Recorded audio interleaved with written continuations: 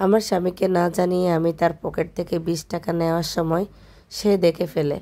অত্যন্ত কড়া গলায় বলল, অন্যের জিনিস না বলে নেওয়াকে চুরি বলে। আমার ভীষণ আফসোস হচ্ছে। দেনমোহর সহ হাজার হাজার টাকা খরচ করে ঘরের মধ্যে চোর নিয়ে এসেছি। অবাক হয়নি, কষ্ট পাইনি। খানিকক্ষণ স্তব্ধ হয়ে দাঁড়িয়েছিলাম। শরীফ তার কথা অনুতপ্ত হয়নি, বরং কঠিন মুখে বলল, এভাবে দাঁড়িয়ে না থেকে নিজের কাজ করো।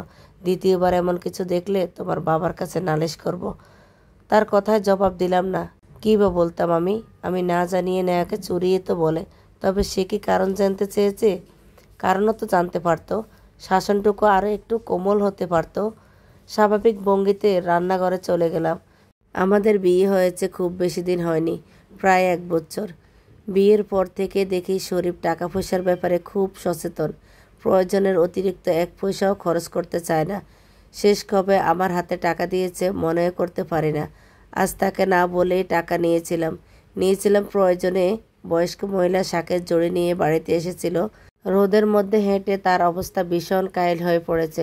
শাশুড়িমা বললেন, বৌমা কিছু শাক কিনে রাখো। শাকের টাকা নিতে ঘরে এসেছিলাম। শরীফ ঘরে ছিল না। ওদিকে বিদ্যার অনেক তাড়া, সামান্য সময়ও দেরি করতে চাচ্ছে না।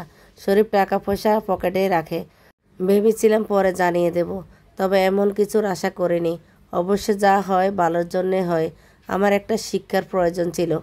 অন্যের টাকাকে নিজের মনে করতে গিয়েছিলাম। আসলে কি তাই?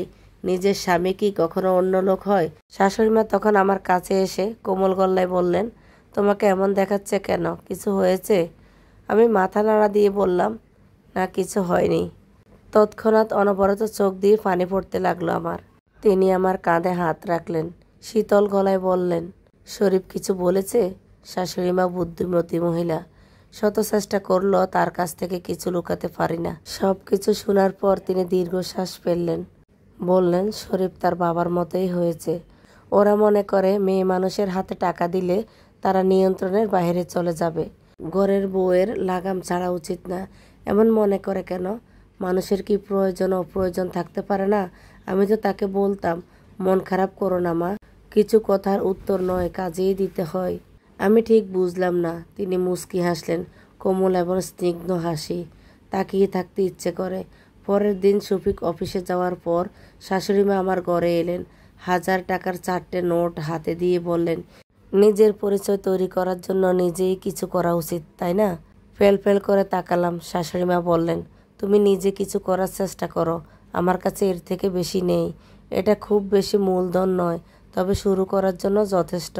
মা শফিক হয়তো রাজি হবে না। বিয়ের আগেই বলেছে এসব কিছু তার পছন্দ না। কিছু ছেলেরা মেয়েদের স্বাবলম্বী হতে দিতে চায় না, কারণ তারা মনে করে মেয়েদের নিজের পরিচয় হলে তারা স্বামীকে সম্মান করবে না।